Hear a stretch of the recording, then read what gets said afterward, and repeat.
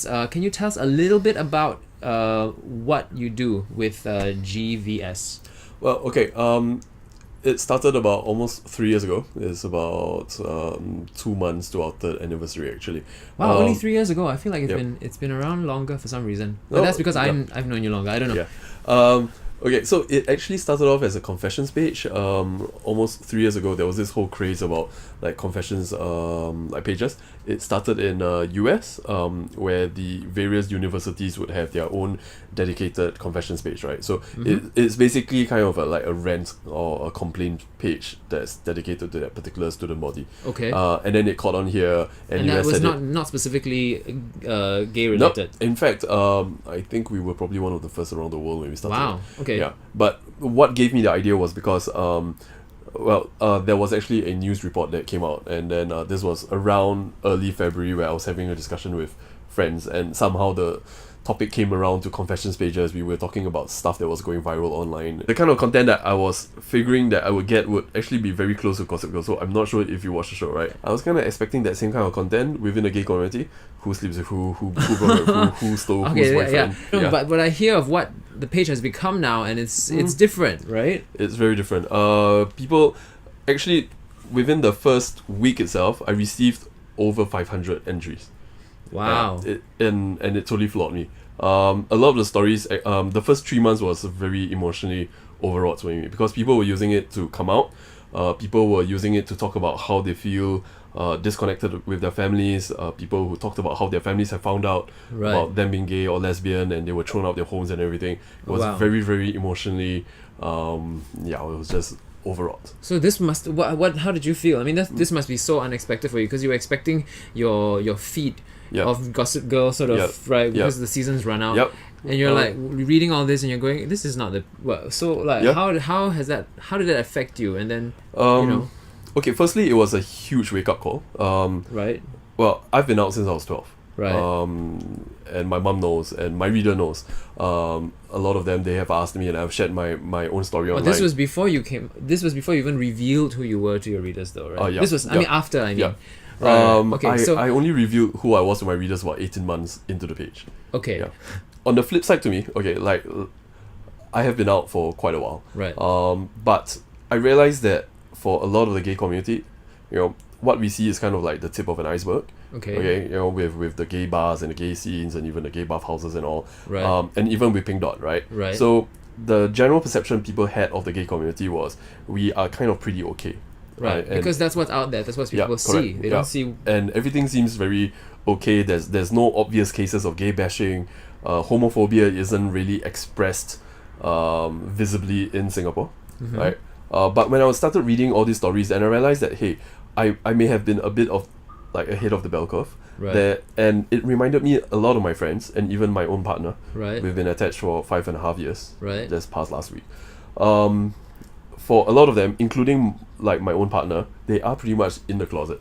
Okay. Right, and we kind of have this like running gag whereby we say that sometimes a person so deep in the closet that you can see like Narnia. So and that basically describes, I mean, I don't mean to sound like flippant, but that describes a lot of my readers. A lot of them are very, very much deep in the closet because Wow. of the fear of rejection, the stigmatization, the discrimination that they fear that they may face. Right. It's actually very, very scary. Right. And these are how many? You were saying how many? How many readers do you have right now at current? I've got over 45,000 fans. Mostly it's spread now, but mostly it was Singapore, right? So It there's that started many. with Singapore. Okay. And the one thing which I see for a lot of these like typical brand pages is the terms of engagement with the fans is Right. usually via the post feed. Right, because Right. as a fan you may like the page once and that's it. You rarely visit the page ever again. Right. Whatever content you interact is usually through your newsfeed. Yes, but that With- gets lost. The more you subscribe to, the Yeah. more it gets lost. Yeah. So, But okay. with this is very GLBT interesting voices, though. This is because Yeah. you have the advertising background as Right. well. So this is all very, very interesting. But with GLBT voices, it's the total opposite. Okay. The post interaction is actually very, very low, but the Right. page views that I have are actually very high, because, and that kind of made me realize the kind of readers I had, that so many of them were so afraid to interact with the page, because if you just click like the page, your family members may see it, your classmates may see it, Right. your campmates or your colleagues may actually see it, so they don't interact with the page at all. But there are a lot of silent readers that I have. Right, and you can see it from the analytics. I can see it from the analytics. It's kind of spread now. We've got readers and we've got content that comes in from US, UK, Afghanistan for some reason. Right. Iraq, so on and so forth. Yeah. Okay, I have so many questions for you. Okay, so when all that started to come in, now I'm sure it's growing and it's different each time along the way, because when your gossip stuff didn't quite turn out like it was, and then you realize there's this whole other community, and then so your response was to help them more. And then as you helped them and as the community grew to different countries, then as an administrator, like, do you have to evolve how you support the community as a platform? Okay. As the administrator, I quickly adopted this rule. I do not comment on the post as much as possible. In fact, my comment rate is probably like 0.01%. Okay.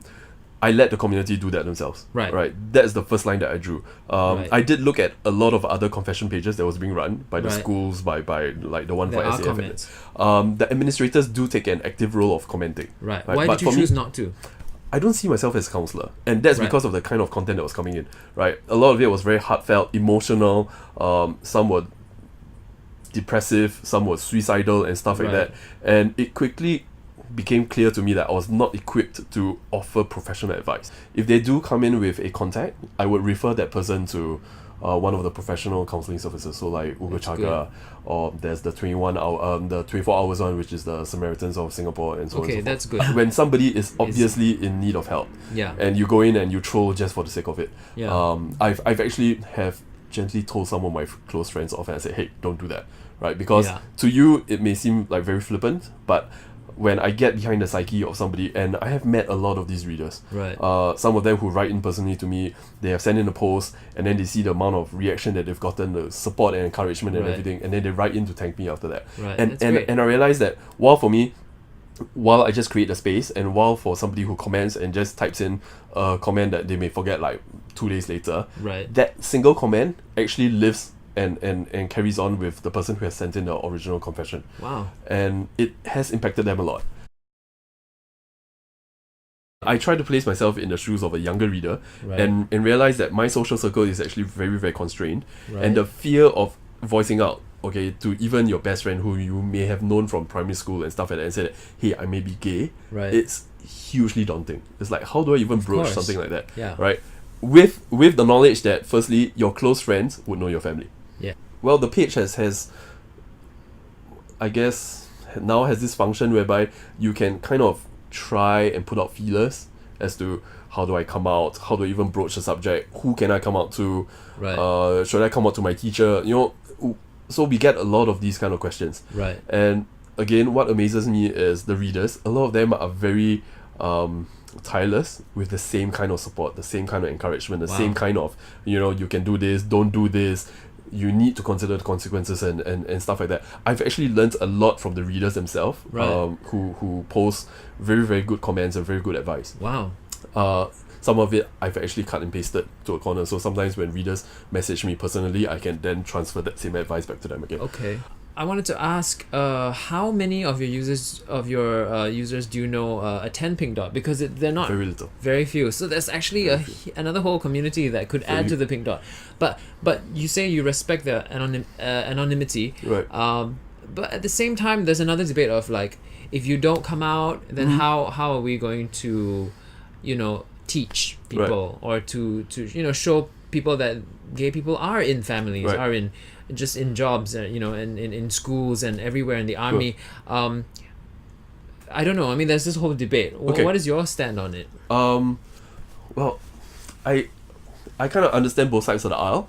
But the one thing that is very top of mind for me when somebody wants to come out, is firstly dealing with the consequences.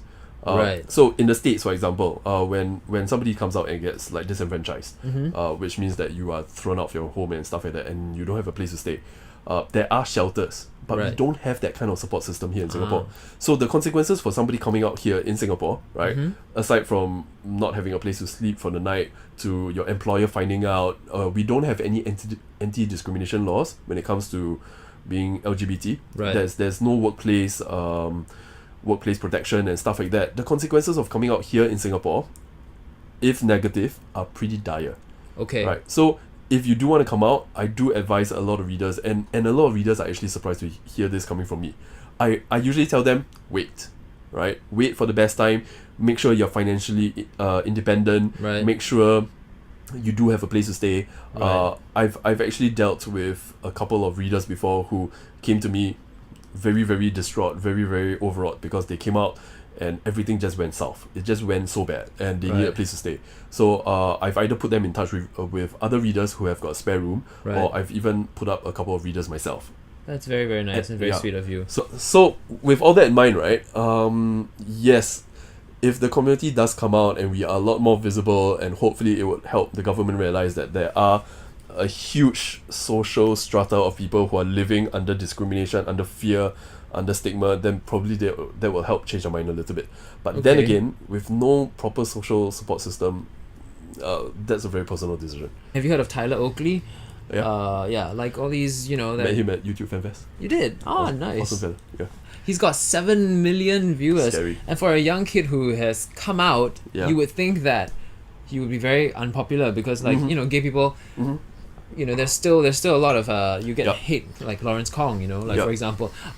So that's really encouraging to see. But I mean, also we must understand that the online community are also younger people, right? Yeah, and so pretty much. You don't get as much of that traditional sort of response from the older folk that tend to be more against it than anyone, right? No, I don't know. Okay, firstly, I mean, like, Tyler Oakley comes from US, right? And things there have pretty much opened up in the last 5 years, if not the last 10 years, right? If you look in terms of their media, in terms of the TV shows they have, TV shows like Glee, where gay characters are not just a side act, but actually core central characters. But it's very different when you have it here in Singapore. One of the things that I know some of the community organizations are engaging with the government is about releasing or actually easing up the censorship laws on positive portrayals of LGBT individuals in Singapore. Right. So anything that goes out in terms of cinema, TV, radio has to be, well, I don't like to use the word, but it's pretty much censored. Right. Anything that's a positive portrayal. Okay. If you happen to show an LGBT character who is depressive, suicidal, thrown out from family, and all the other negative consequences, that that's fine. But if you show a happy gay couple who's well adjusted, professional, educated, with proper jobs, with a warm, loving family, no, you can't show that. Again, in the US, because there have been a lot of uplifting portrayals of LGBT individuals, you create the space and you create that kind of open mindset for people like Tyler Oakley to flourish. In Singapore, you can't do that. Do we have a Tyler Oakley here, you think? No, not yet. Would you be that Tyler Oakley? Well, I wish I can sing, so... Oh, he sings as well. Okay, I don't follow him. I should start subscribing. Actually, I do. But no, you I don't. But does he sing? I don't know. You said you wish you could sing, but... I always thought that he sang. Oh, I don't know. Then Kaito. Yeah. Alright, he says Tyler sings quite well, actually, just that it's not the main thing on his channel. Okay, I have to check it out. Yeah.